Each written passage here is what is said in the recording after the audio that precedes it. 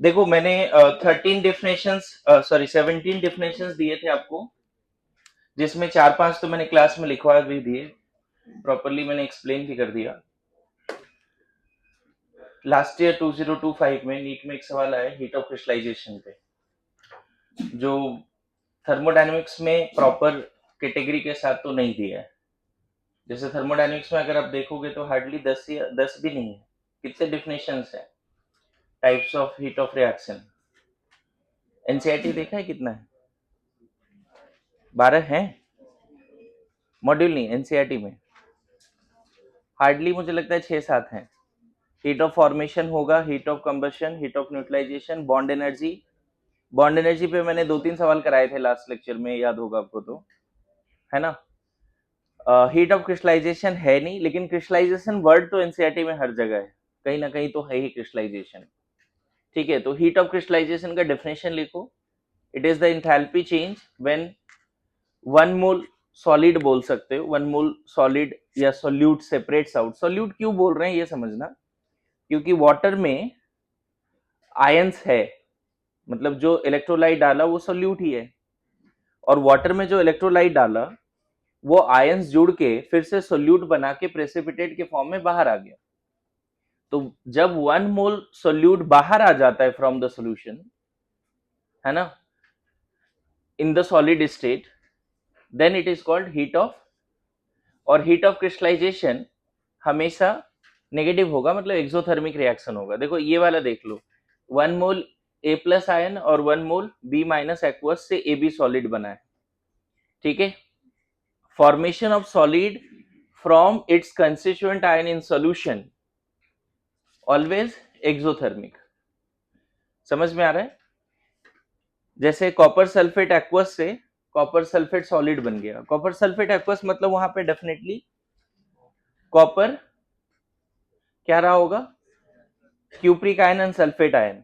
यहाँ पे ना ये चीज अभी जो पूछ रहे थे, ये हाइड्रेटेड नहीं है, एक्सेस में है, सिर्फ क्रिस्टलाइन सॉल्ट नहीं है। यहाँ पे वाटर एक्सेस में है और उसमें cupric ion and sulphate ion है। समझ गए? यहाँ पे जो अभी तुम देख रहे हो हाइड्रेशन में limited amount of water anhydrous salt को देते हैं तो क्रिस्टलाइन सॉल्ट बनता है। और यहाँ पे इसका जस्ट रिवर्स नहीं है ये इक्वेशन।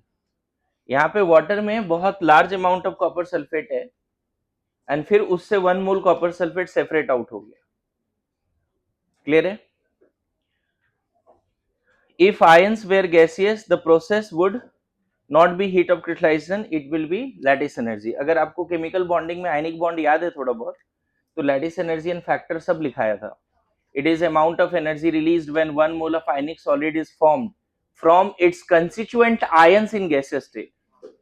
अगर यहीं पर मान लो ए प्लस गैस है और बी प्लस गैस है, बी माइनस गैस है, और यहाँ ए बी सॉलिड बनता है, तो इस केस में जो हीट ऑफ रिएक्शन होगा उसको लैटिस एनर्जी बोलेंगे, नॉट क्या बोल सकते हैं, crystallisation, not heat of crystallisation. Why? क्योंकि हीट ऑफ क्रिस्टलाइजेशन के लिए मैंने क्या बोला आपको, यहाँ पे जो आयंस होने चाहिए वो सोल्यूशन के अंदर होने चाहिए। बात समझ रहे हो? अगर आयंस गैसियस स्टेट में है और वन मोल सॉलिड बना रहा है तो that is called lattice energy, not heat of crystallisation. हाँ,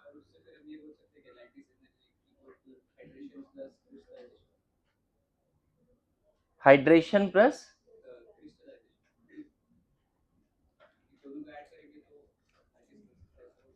नहीं बोल सकते, अभी बताता हूँ, नहीं बोल सकते, दोनों अलग अलग फेज है।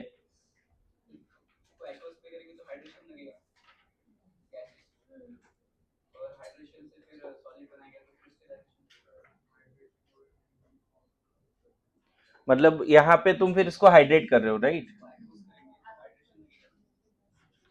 हाँ ठीक है, तो यहाँ पे तुम हाइड्रेशन ऑफ कैटायन बोलना और यहाँ हाइड्रेशन ऑफ एनायन बोलना। समझ गए? टोटल हाइड्रेशन आयन के हिसाब से बात करो फिर, ओवरऑल नहीं, सॉल्ट के हिसाब से नहीं। क्लियर है? और अब यहाँ पे बोल सकते हैं इस सर्कल में यहाँ क्या है, हीट ऑफ क्रिस्टलाइजेशन। क्या समझ में आ रहा है क्या हो रहा है?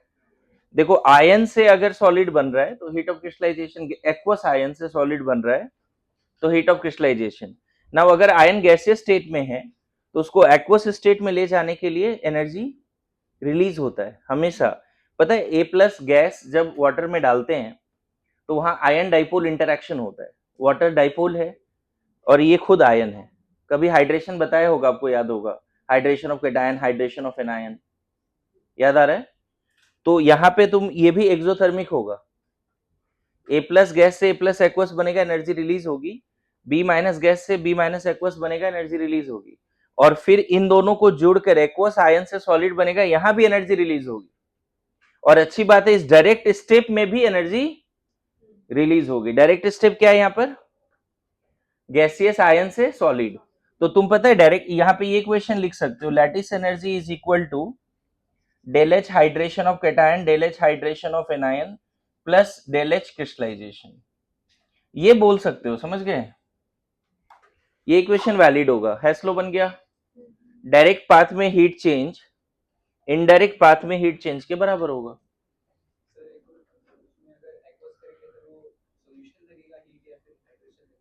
नहीं, सिर्फ आयन के बारे में बात कर रहा था, हाइड्रेशन ही बोलो, है ना, हीट ऑफ हाइड्रेशन। पूरे देखो जो इंथैल्पी ऑफ सॉल्यूशन है वो सॉल्ट के लिए डिफाइंड होता है, क्लियर है? हाँ हाँ हाँ, लिखते भी है, वहां पे लिखा भी है इक्वेशन इसने, देखो ना, enthalpy of solution equal to lattice energy. ये पार्ट पता है मैं डिटेल में अभी क्यों नहीं बताना चाह रहा हूँ, क्योंकि ऑलरेडी हमने आयनिक बॉन्डिंग में बताया है, लेकिन एक बार फिर से डिस्कस करते हैं। पहले इस पे आते हैं, बताओ ये डेफिनेशन डन है? मैं इसको हटा रहा हूँ, कुछ और एक्सप्लेन करेंगे, जो भी 2025 में सवाल आए नीट में उसको भी डिस्कस करना है अभी, है ना? ओके, क्या डेफिनेशन डन है सब लोग, बताओ।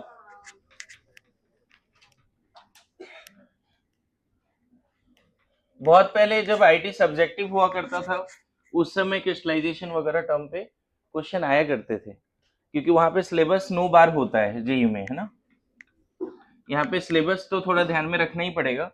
एक चीज और समझो, यहीं पे बता देता हूं, अगर ए बी सॉलिड है या कोई ए सॉलिड है, मान लो मेटालिक सॉलिड है, और इसको गैसियस मेटल में चेंज कर दिया, जैसे आयरन सॉलिड है, 1 मोल आयरन सॉलिड को 1 मोल आयरन गैसियस में चेंज कर दिया, this is called heat of atomization, ठीक है? ये डीएनए ब्लॉक में एक टर्म भी है, हीट ऑफ एटमाइजेशन, और मैंने 17 डेफिनेशन में दिया भी था homework. 1 mole gaseous solid, metallic solid से 1 मोल गैसियस एटम बनाना, और यही मान ले ऐसा है कि ए बी के बीच में बॉन्ड है, ये गैसियस है, मान लो ए बी के बीच में बॉन्ड है, कोवेलेंट बॉन्ड है, और इसको गैसियस एटम में चेंज कर दिया, तो बताएगा इसको क्या बोलते हैं? कोई क्लास में डिस्कस किया है? Very good, bond dissociation energy. Gaseous bond को गैसियस एटम में चेंज करना है, 1 मोल गैसियस बॉन्ड को गैसियस एटम में चेंज करना है, क्या कहलाएगा? Bond dissociation energy. चलेगा? बोलो। अब ऐसे सोचो कि अगर गैसियस एटम है और गैसियस सॉलिड बना दिया, मान लेते हैं Fe गैस है 1 मोल, Fe गैस का आयरन का वेपर है 1 मोल, और उसमें आयरन का सॉलिड बना दिया, तो यहाँ पे जो हीट ऑफ रिएक्शन होगा बच्चे, negative of heat of atomization होगा, नहीं? ध्यान रखना, हीट ऑफ एटमाइजेशन पॉजिटिव होता है। बताओ सॉलिड मेटालिक क्रिस्टल से गैसियस एटम बनाना है तो एनर्जी रिक्वायर्ड होगा, रिलीज होगा? Large amount of energy required होगा। डीएनए ब्लॉक में जो हीट ऑफ एटमाइजेशन है उसको थोड़ा सा आज पढ़ो जाके, हीट ऑफ एटमाइजेशन का ग्राफ 3D 4D 5D में सबसे ज्यादा हीट ऑफ एटमाइजेशन किसका है? मेल्टिंग पॉइंट का ट्रेंड हीट ऑफ एटमाइजेशन पे डिपेंड करता है, एक बार डीएनए ब्लॉक पढ़ो थोड़ा, ओके? तो Fe solid, Fe gaseous atom से अगर सॉलिड बना रहे हैं तो मुझे लगता है इसको भी आप बोल सकते हो कहीं ना कहीं क्रिस्टलाइजेशन प्रोसेस ही है। ये कैसा प्रोसेस है? क्रिस्टलाइजेशन प्रोसेस है, लेकिन हीट ऑफ क्रिस्टलाइजेशन का जो एग्जैक्ट डेफिनेशन है उसी पे जाएंगे हम लोग। आयन, एक्वस आयन से सॉलिड बनता है, तब हम बोलते हैं हीट ऑफ क्रिस्टलाइजेशन। फिर से रिपीट कर रहा हूं, एक्वस आयन से सॉलिड बनता है, 1 मोल सोल्यूट सेपरेट आउट हो जाता है। यहां पे बस इतना बोल सकते हो कि गैसियस एटम से गैसियस सॉलिड एटम बना, 1 मोल गैसियस एटम से सॉलिड बन गया, ये क्रिस्टलाइजेशन जरूर है, बट इसको बोलना इस रिएक्शन को negative of heat of atomization. This is also one of kind of crystallization. ऐसा भी नहीं है, पता है, जो मोल्टेन आयरन होता है उससे भी सॉलिड एटम बन सकता है। मान लो 56 ग्राम मोल्टेन आयरन है, रेड हॉट आयरन, लिक्विड है वो, और उसको छोड़ दो कूल डाउन होने के लिए, तो क्या होगा, धीरे धीरे वो क्या बन जाएगा, तो यहां पर भी हीट क्या होगी, रिलीज होगी। अरे ये सॉलिड से लिक्विड, लिक्विड से गैस, ये एंडोथर्मिक है, तो गैस से सॉलिड हो या लिक्विड से सॉलिड हो, ये सब प्रोसेस कैसा होगा, इसमें एनर्जी रिलीज होगी। अरे ऐसा नो, गैस से सॉलिड हो एनर्जी रिलीज होगी, लिक्विड से सॉलिड एनर्जी रिलीज होगी। इवन अगर मान लो कोई गैस है और उससे लिक्विड बन रहा है, तब गैस से लिक्विड बन रहा है, तब गैस से लिक्विड बन रहा है, तब एनर्जी रिलीज होगी। इन सारे प्रोसेस में क्या बोलोगे, नेगेटिव। मैं बोलूं ये भी एक तरह का क्रिस्टलाइजेशन है, मोल्टेन आयरन से सॉलिड आयरन बनना, मोल्टेन आयरन से सॉलिड आयरन बनना, ये भी एक तरह का क्रिस्टलाइजेशन है। लेकिन साइंस में, थर्मोडायनेमिक्स में जो एग्जैक्ट हीट ऑफ क्रिस्टलाइजेशन का डेफिनेशन लिखा है, हम उसी पे जाते हैं। क्लियर है, क्योंकि इसके लिए हम क्या बोल देंगे, अगर गैसियस एटम से गैसियस सॉलिड एटम बना है तो हम negative of heat of atomization बोल देंगे, क्योंकि इसके लिए ये पार्ट डिफाइन हुआ है ना। ध्यान दे यहां पे फिर से, सॉलिड एटम से गैसियस एटम बनता है, this is called heat of, ion नहीं बनता है, सॉलिड एटम से गैसियस एटम बनता है। तो इसका रिवर्स कर रहे हैं ना हम लोग, ये दोनों इक्वेशन को देखो क्या है, उसी का रिवर्स है। अगर आप सही से लैटिस एनर्जी पढ़े हो तो लैटिस एनर्जी का 2 डेफिनेशन मैंने क्लास में लिखाया है। एक, it is energy released when 1 mole of gaseous atom combine to form, not 1 mole of gaseous atom, when gaseous ions combines to form 1 mole of solid. It is the energy released when gaseous ions combines to form, that is called lattice energy. Lattice energy का दूसरा definition क्या था, it is energy required to break 1 mole of ionic solid into gaseous ions. Good to go. Lattice energy का 2 definition है, फिर से repeat करें, gaseous ion से 1 मोल आयनिक सॉलिड बनना, उस प्रोसेस में जो एनर्जी रिलीज होगा that is called lattice energy. Good to go. और 1 मोल आयनिक सॉलिड से गैसियस आयंस बनना, इस केस में एनर्जी जो रिक्वायर्ड है वो भी क्या है, lattice energy. Good to go. इसी तरह से अगर सॉलिड एटम से गैसियस एटम बनता है तो उसको कहलाते हैं हीट ऑफ एटमाइजेशन। कोई पूछे हीट ऑफ एटमाइजेशन क्या है, तो 2 डेफिनेशन यहां भी दे सकते हो, 1 मोल मेटालिक सॉलिड से गैसियस एटम बनाना, चलेगा, 1 मोल सॉलिड से गैसियस एटम बनाना, इस केस में एनर्जी रिक्वायर्ड होगा, इस केस में एनर्जी रिक्वायर्ड होगा। उल्टा बोल सकते हो, 1 मोल गैसियस एटम से 1 मोल सॉलिड बनाना, ये भी हीट ऑफ एटमाइजेशन है। गैसियस एटम से 1 मोल आयरन वेपर से 1 मोल आयरन सॉलिड बनाना, this is also heat of atomisation. फर्क क्या पड़ेगा, यहां एनर्जी रिलीज होगी। क्लियर है।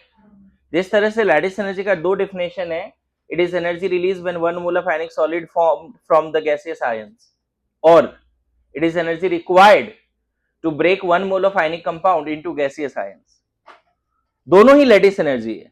उसी तरह से हीट ऑफ एटमाइजेशन का 2 डेफिनेशन है, 1 मोल मेटालिक सॉलिड से गैसियस आयन बनना, इस केस में जो एनर्जी रिक्वायर्ड होगा हीट ऑफ एटमाइजेशन है। 1 मोल गैसियस एटम से 1 मोल सॉलिड बनना, this is called heat of atomization. और कहीं ना कहीं इसको तुम इंथैल्पी ऑफ सब्लिमेशन भी बोल सकते हो। समझ गए ना, थोड़ा रिलेटेड है। सब्लिमेशन में हम क्या बोलते हैं, डायरेक्टली सॉलिड से वेपर बनना, लेकिन सब्लिमेशन ना बच्चे, सब्लिमेशन यहाँ पे कोई कंपाउंड भी हो सकता था, जैसे आइस से वेपर बनना। सब्लिमेशन में सिर्फ मेटालिक सॉलिड लेने का जरूरत नहीं है। Good to go. अगर यहाँ पे आइस है, उससे वेपर बना रहे। Sublimation is the energy needed to convert 1 mole of any compound into gaseous compound, 1 mole of any solid compound into उसी का, वहां कोई बॉन्ड तोड़ना जोड़ना नहीं है, जो कंपाउंड सॉलिड में है उसी कंपाउंड का वेपर बना देना है। अगर कोई कंपाउंड नहीं है, कोई एटम सॉलिड में है जैसे आयरन, और उसका वेपर बना दिया, तो ये heat of sublimation of iron solid कहलाएगा। एट द सेम टाइम ये heat of atomisation of iron solid कहलाएगा, है ना। क्लास में अभी भी देखो 5 7 10 लोग हैं जो सुनना नहीं चाहते, है ना, और जब मैं क्वेश्चन पूछूंगा तो उसका आंसर भी नहीं आएगा। 20 मिनट से कुछ कुछ चीजें एक्सप्लेन कर रहे हैं, सुनना चाहिए, तो अपनी ही दुनिया में बिजी रहो, कोई प्रॉब्लम नहीं है। क्या है?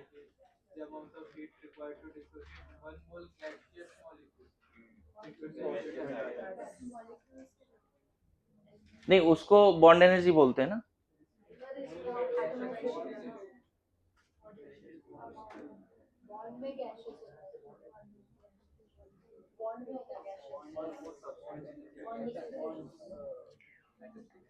क्या है बताओ? ये है ना।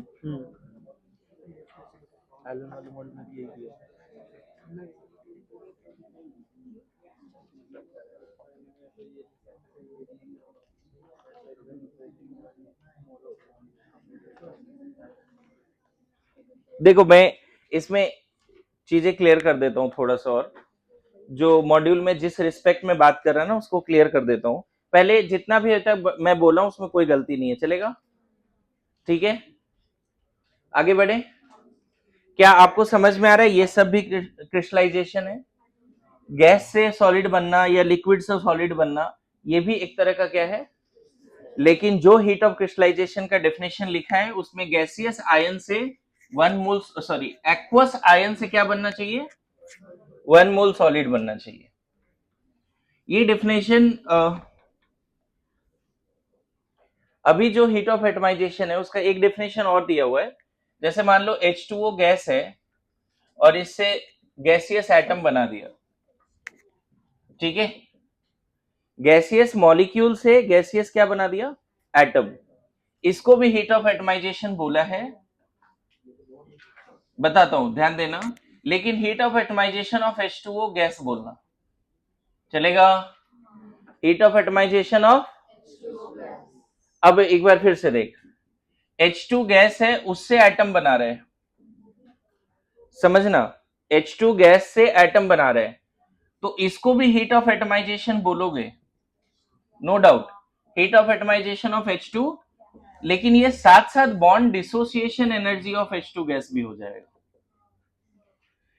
मतलब गैसियस मॉलिक्यूल में सिर्फ अगर 1 मोल बॉन्ड है, गैसियस मॉलिक्यूल में अगर सिर्फ 1 मोल बॉन्ड है, कोवेलेंट बॉन्ड, और उससे गैसियस एटम बन रहा है, तो उसको हीट ऑफ एटमाइजेशन बोल सकते हैं, लेकिन उससे बेटर क्या बोलना है, बॉन्ड डिसोसिएशन एनर्जी।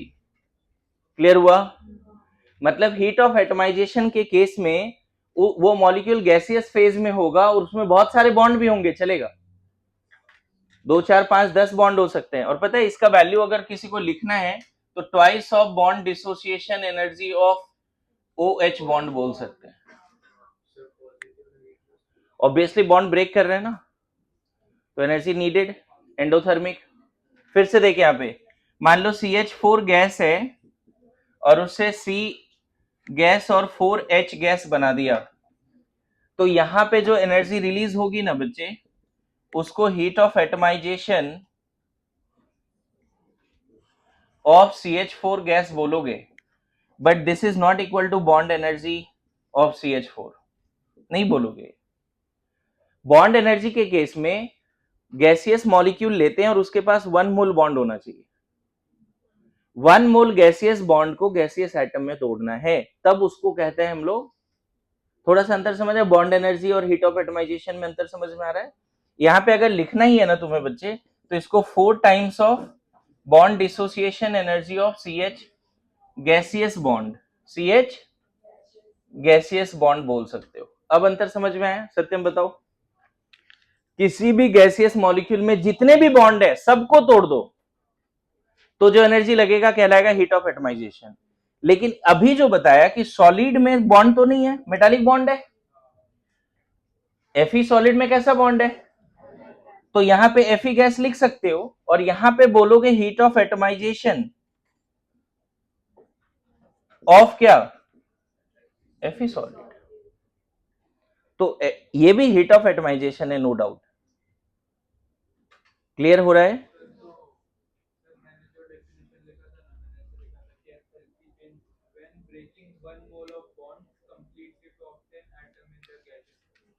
तो ये है तुम्हारा बॉन्ड एनर्जी।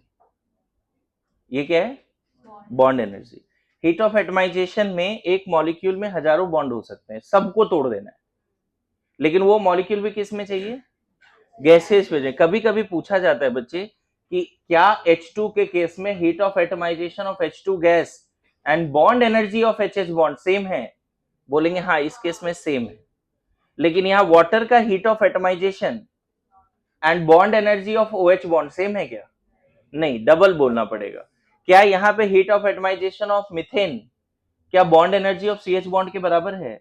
नहीं, उसका 4 टाइम्स है। क्लियर है? देखो, थर्मोकेमिस्ट्री ऐसा नहीं कि लॉजिकल नहीं, लॉजिकल है। 2-4 डेफिनेशन दिमाग में रखना है और फिर चीजें समझ में आती है। और तुम्हें अगर वो सर्कल बना के सॉल्व करना आता है तो जल्दी हो जाता है फिर सवाल। ओके, 1 मोल गैसियस बॉन्ड, हाँ बिल्कुल, तब उसको बॉन्ड डिसोसिएशन एनर्जी बोल दो। ठीक है।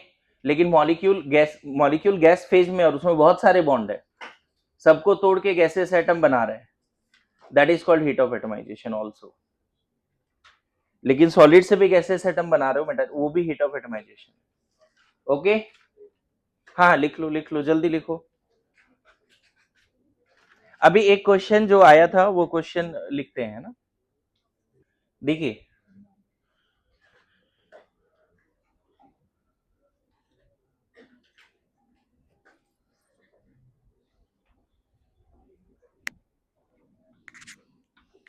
हीट ऑफ एटमाइजेशन को सत्यम एक और तरीके से समझ लो, किसी भी फेज से गैसियस एटम में चले जाओ, किसी भी फेज से। जैसे यहाँ पे अभी जो तुषार एग्जांपल बोल रहा था, Br2 लिक्विड से Br2 गैस बना दिया, तब तो हीट ऑफ वेपराइजेशन कहलाएगा ऑफ Br2 लिक्विड। समझे?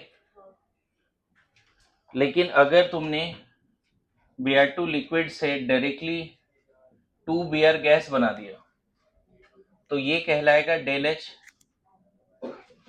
Atomisation of Br2 liquid.